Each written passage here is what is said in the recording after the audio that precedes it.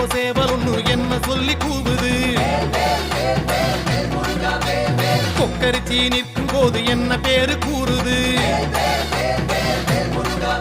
மனமே படை வீடு நீ தேடி வா என செய்தி அது கூறி சுத்தி வருகுது சுத்தி வருகுது. முத்து வேலை சுத்தி சுத்தி முக்தி அடையுது. கத்தி வருகுது கத்தி வருகுது. தங்க வேலை சுத்தி சுத்தி தஞ்சம் அடையுது.